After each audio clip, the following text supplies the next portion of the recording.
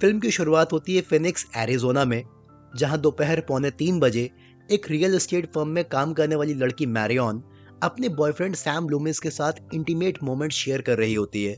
Sam फेरीवेल California का रहने वाला है।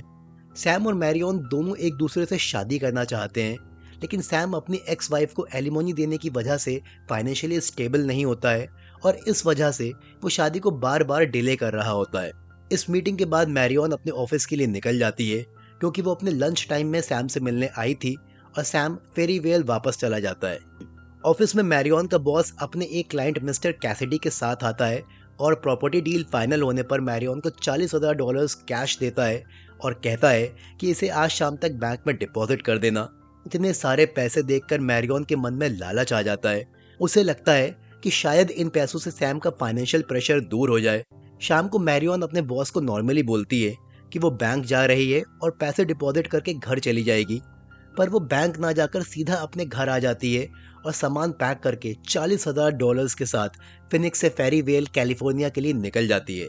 मैरियन अपनी जर्नी शुरू ही करती है कि रास्ते में एक ट्रैफिक सिग्नल पर अचानक उसका बॉस उसे देख लेता है। बॉस को इतनी जल्दी मैरियन को सिटी से बाहर जाते देख थोड़ा कंफ्यूजन होता है और मैरियन ट्रैफिक लाइट खुलते ही अपनी कार वहां तेजी से भगा देती है।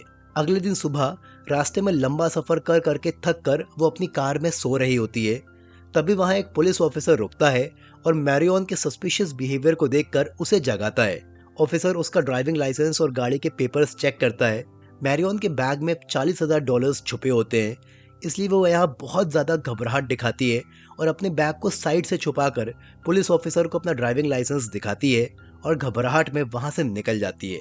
ऑफिसर को ये बात अजीब लगती है और वो क्वाइटली उसका पीछा करना शुरू कर देता है। ऑफिसर को अपने पीछे आता देख मैरियन और टेंशन में आ जाती है और थोड़ी ही देर में वो एक कार डीलरशिप पर जाकर अपनी गाड़ी तुरंत रिप्लेस कर देती है। इस कार स्विच में वो चुराए हुए पैसों में से $700 खर्च कर देती है। इसके बाद मैरियन अपने सफर पर आगे बढ़ती जाती है, लेकिन कुछ ही घंटों बाद रात हो जाती है और आसमान से बरसती तेज बारिश उसे ड्राइव नहीं करने देती। इसलिए वो मजबूरन रोड के बिल्कुल पास बने बेट्स मोटल की तरफ गाड़ी टर्न कर लेती है।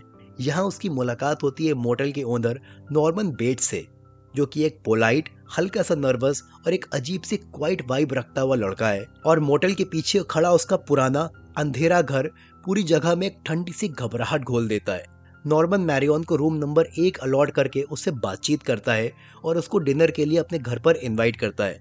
मैरियन पहले मना कर देती है, पर नॉर्मन के इंसिस्ट करने पर और बारिश की वजह से कहीं ना जा पाने की मजबूरी में वो हाँ बोल देती है। लेकिन थोड़ी ही देर बाद जब मैरियन रूम में होती है तो उसे नॉर्मन के घर से नॉर्मन और उसकी माँ की तेज बहस की आवाजें सुनाई देती हैं। नॉर्मन की माँ मैरियन के बारे में उल्टा सीधा बोलती है और नॉर्मन को उसके साथ डिनर करने से मना करती है। ये सीन बहुत सटल तरीके से नॉर्मन का उसकी डिस्टर्ब्ड मदर के साथ सन मदर रिलेशनशिप हिंट करता है, एक बहुत ही इंपॉर्टेंट एलिमेंट जो आगे पूरी स्टोरी को डिफाइन करने वाला है।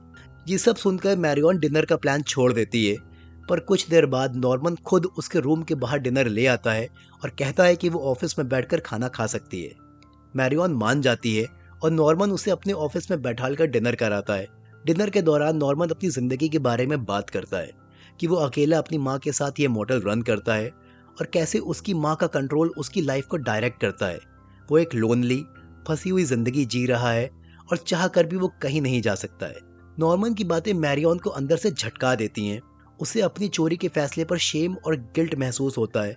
उसे लगता है कि कहीं वो भी इन चोरी के पैसों के चक्कर में किसी ट्रैप में ना फंस जाए और वो डिसाइड करती है कि कल सुबह ही वो फिनिक्स वापस चली जाएगी और $39,300 अपने एम्प्लॉयर को वापस कर देगी।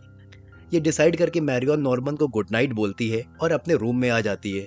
अब आता है इस फिल्म का सबसे बड़ा ट्विस्ट। थोड़ी देर बाद जब मैरियन शावर ले रही होती है, तब एक शैडोई फिगर मेन डोर से छुपकर बाथरूम में घुस जाता है और चाकू से मैरियन पर ब्रूटल हमला कर देता है। ये साइको का लेजेंडरी शावर सीन है, जिसमें सस्पेंस, शॉक और हॉरर एक ही फ्रेम में दिखाए जाते हैं। और सबसे ज्यादा शॉकिंग बात यह होती है कि जिस कैरेक्टर को हम अभी तक इस फिल्म का प्रोटैगनिस्ट समझ रहे थे, वो अब इस मोमेंट में मार दी गई है। कुछ देर बाद नॉर्मन अपने घर से पैनिक होकर मदर ब्लड ब्लड चिल्लाता हुआ रूम तक दौड़ के आता है। बाथरूम में मैरियन की लाश देखते ही वो बिल्कुल होश खो देता है, पर पैनिक के साथ साथ वो तुरंत कवर अप मोड में चला जाता है। वो बाथरूम का सारा खून साफ करता है, फिर मैरियन की लाइफलेस बॉडी को उठाकर उसकी ही गाड़ी की डिक्की में रखता है। इसके बाद ही जाके नॉर्मन मैरियन की लाश को ठिकाने लगा देता है। नॉर्मन का ये बिहेवियर सिर्फ सफाई नहीं बल्कि एक डेस्परेट कवर अप जैसा लगता है, जैसे वो किसी बड़े राज को छुपाने की कोशिश कर रहा हो।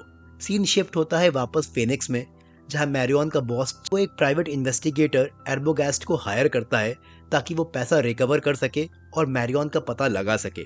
अब सीन कट होता है सैम लूमिस के वर्क प्लेस पर। यहाँ मैरियन की बहन लीला क्रेन सैम से मिलने आती है।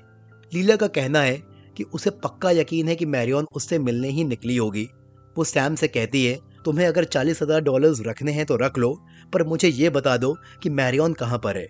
सैम ये सुनकर शॉक में आ जाता है, क्योंकि उसे खुद भी पता नहीं होता है कि मैरियन 3 दिन से गायब है। और तभी यहाँ एंट्री होती है एर्बोगास्ट की, जो इन दोनों की बातें छुपकर सुन रहा होता है। एर्बोगास्ट इन्हें बताता है कि मैरियन को उस रात शहर से बाहर जाते हुए देखा गया था, इसलिए जरूर वो रास्ते में कहीं रुकी होगी। वो इन दोनों से कोऑपरेशन मांगता है और केस को डिटेल में इन्वेस्टिगेट करना स्टार्ट कर देता है। एर्बोगास्ट एक एक करके फिनिक्स से कैलिफोर्निया जाने वाले मोटल की चेकिंग करता है और फाइनली वो बेट्स मोटल तक पहुंच जाता है। यहाँ वो नॉर्मन बेट्स को मैरियन की फोटो दिखाकर पूछता है कि क्या ये लड़की यहाँ पर रुक कर गई है। नॉर्मन सीधे झूठ बोल देता है कि वो इस लड़की को नहीं जानता है, लेकिन जवाब देते वक्त उसकी नर्वस बॉडी लैंग्वेज एर्बोगास्ट को उस पर शक करवा देती है। एर्बोगास्ट फिर नॉर्मन का गेस्ट रजिस्टर देखने की रिक्वेस्ट करता है। रजिस्टर में नेम्स स्कैन करते वक्त उसे पहले तो कुछ सस्पिशियस नहीं लगता, क्योंकि मैरियन ने अपनी एंट्री अपनी बहन लीला क्रेन के नाम से लिखी होती है ताकि कोई उसे ट्रेस ना कर सके।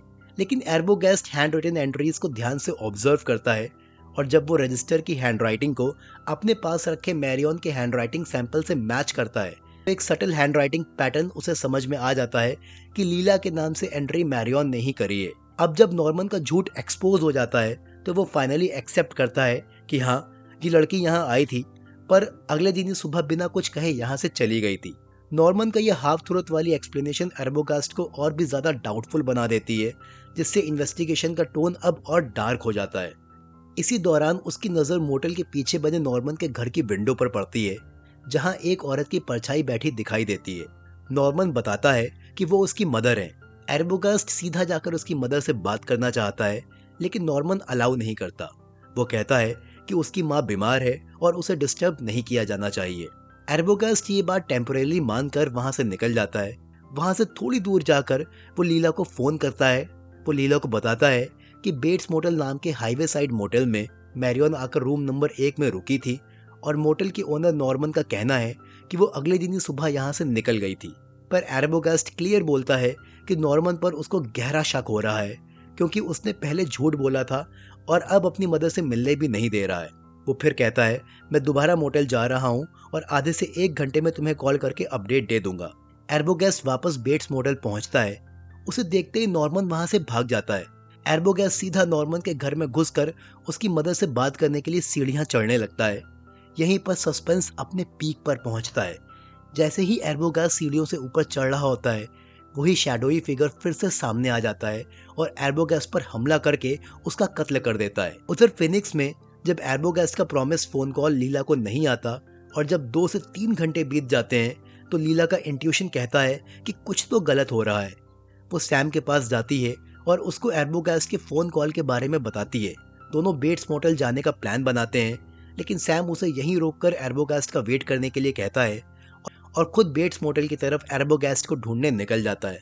सैम बेट्स मोटेल पहुंचकर एर्बोगास्ट को ढूंढता है, लेकिन उसे अंदाजा नहीं होता है कि नॉर्मन उसकी बॉडी को भी मैरियन की तरह मोटेल के पीछे वाले दलदल में फेंक चुका है। सैम को भी घर की विंडो में एक औरत यानी नॉर्मन की माँ की परछाई बैठी नजर आती है।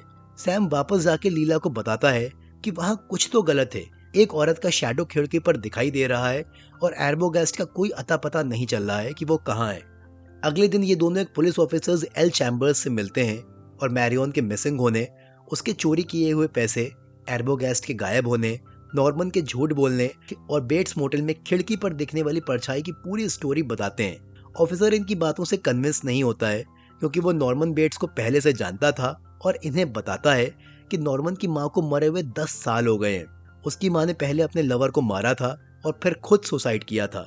लेकिन सैम इस बात को मानने से इनकार कर देता है, क्योंकि उसने अपनी आंखों से नॉर्मन की माँ की परछाई देखी थी। इसी बीच नॉर्मन के घर का सीन दिखाया जाता है। नॉर्मन अपनी माँ को ऊपर वाले कमरे से बेसमेंट के हिडन रूम में ले जाने की कोशिश कर रहा होता है, लेकिन माँ बेसमेंट के हिडन रूम में जाने को तैयार नहीं होती है, तो नॉर्मन उसे जबरदस्ती उठाकर बेसमेंट में ले जाता है। इसके अगले ही दिन सैम और लीला खुद से तहकीकात करने के लिए मोटेल में पहुंचते हैं और नॉर्मन से बातचीत करके रूम नंबर 10 ले लेते हैं और थोड़ी देर बाद ही ये दोनों अपनी हिडन इन्वेस्टिगेशन शुरू करते हैं। सैम नॉर्मन के ऑफिस में जाकर उसको अपनी बातों में उलझाता है और लीला चुपके से नॉर्मन के घर के अंदर एंटर हो जाती है। लीला डरते डरते घर के अंदर नॉर्मन की माँ को ढूंढ रही होती है और फाइनली उस बेसमेंट वाले कमरे तक पहुंच जाती है, जिसमें एक कोने में नॉर्मन की माँ पीछे से एक चेयर पर बैठी दिखाई देती है। दूसरी तरफ नॉर्मन को समझ आ जाता है कि सैम उसे बातों में उलझा रहा है और लीला उसके घर के अंदर घुस गई है, तो वो सैम पर अटैक करता है और घर की तरफ भागता है। घर के अंदर लीला दबे कदमों से माँ के पास पहुंचती है और फिर माँ को देखते ही उसका खून सूख जाता है, क्योंकि नॉर्मन की माँ कोई जिंदा औरत नहीं थी, बल्कि वो एक मम्मीफाइड डेड बॉडी थी, यानी कि नॉर्मन की माँ की सालों पुरानी लाश, जिसे नॉर्मन ने कब्रिस्तान से निकालकर अभी तक घर में संभाल के रखा हुआ था। अब इससे पहले कि लीला यहाँ से भाग पाती, तभी नॉर्मन अपनी माँ का रूप लेके लीला पर हमला करने आ जाता है, पर तभी सैम भी उसके पीछे आता है और उसे पकड़ लेता है। सीन शिफ्ट होता है पुलिस हेडक्वार्टर्स में, जहाँ एक साइकेट्रिस्ट नॉर्मन से बात करके आता है।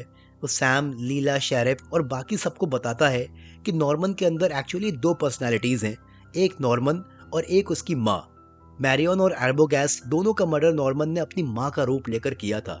साइकेट्रिस्ट आगे एक्सप्लेन करता है कि नॉर्मन ने जेलेसी में आकर अपनी माँ और उसके लवर का मर्डर किया था।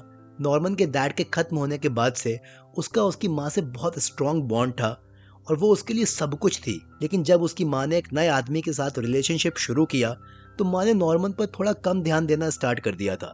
नॉर्मन से ये बिल्कुल बर्दाश्त नहीं हुआ और फ्रस्ट्रेशन में आकर उसने दोनों को मार दिया। माँ को मारने के बाद नॉर्मन को गिल्ट हुआ कि उसने गलत किया है, तो उसने कब्रिस्तान से माँ की लाश निकाली और उसे प्रिजर्व करके घर में रख लिया, और लोगों को खिड़की पर जो परछाई दिखती थी वो यही प्रिजर्व्ड डेड बॉडी थी। टाइम के साथ साथ नॉर्मन का गिल्ट और लोनलीनेस इतना बढ़ता गया कि उसके अंदर माँ की एक दूसरी पर्सनालिटी बनने लगी, एक ऐसी पर्सनालिटी जो पॉसेसिव, जेलस और वॉयलेंट थी। साइकेट्रिस्ट ये भी बताता है नॉर्मन यंग और अट्रैक्टिव लड़कियों की तरफ नेचुरली अट्रैक्ट होता था।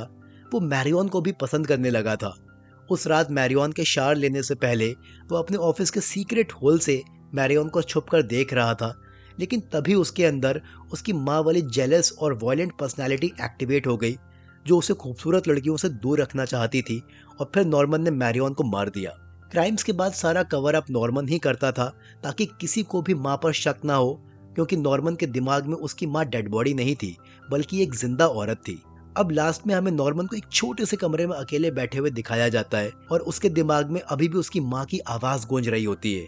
यह आवाज सारे मर्डर्स का ब्लेम नॉर्मन पर ही डाल रही होती है और नॉर्मन बिल्कुल शांत होकर मुस्कुराते हुए ये ब्लेम अपने ऊपर ले लेता है, यानी कि माँ की पर्सनैलिटी ने नॉर्मन पर पूरा कंट्रोल कर लिया है।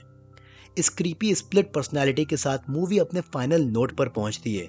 फिल्म के लास्ट शॉट में पुलिस उस दलदल से मैरियन की कार को बाहर निकाल रही होती है, वही कार जिसमें मैरियन की डेड बॉडी के साथ साथ उसके $40,000 और बाकी सामान के साथ नॉर्मन ने दलदल में धकेल दिया था। और इसी के साथ इस फिल्म की कहानी भी यहीं पर खत्म हो जाती है। दोस्तों, अब बात करते हैं इस फिल्म के कंक्लूजन की। साइको सिर्फ एक साइकोलॉजिकल हॉरर फिल्म नहीं है, बल्कि सिनेमा हिस्ट्री का एक टर्निंग पॉइंट थी। नॉर्मन बेट्स का split personality twist, mid film में मैरियन का शॉकिंगली अनएक्सपेक्टेड मर्डर और एंड में उसकी माँ का स्पाइन चिलिंग रिवील, ये सब मिलकर इस फिल्म को एक टाइमलेस लेजेंड बना देते हैं। फिल्म गिल्ट, जेलेसी, ऑब्सेशन और डिस्टर्ब्ड आइडेंटिटी जैसे थीम्स को इतनी परफेक्शन से एक्सप्लोर करती है कि आज भी उसका इम्पैक्ट उतना ही स्ट्रॉन्ग लगता है। साथ ही ये हमें ये भी दिखाती है कि कभी कभी बीमारी या डिस्टर्बेंस इंसान के अंदर इतनी गहरी होती है कि वो खुद भी नहीं समझ पाता, पर सोसाइटी के लिए ये एक भयानक सच होता है। साइको इसी सच को रिफ्लेक्ट करती है, एक ऐसा सच जो हमारे समझ को चैलेंज करता है, और इस सच से लड़ना काफी मुश्किल है। वीडियो पसंद आया हो तो आप वीडियो को लाइक करिए, चैनल को सब्सक्राइब करिए, बेल आइकन दबाना बिल्कुल ना भूलिएगा। फिर मिलता हूं मैं आपसे एक अगले एक्सप्लेनेशन के साथ। तब तक के लिए आप लोग अपना ख्याल रखिए। Good bye.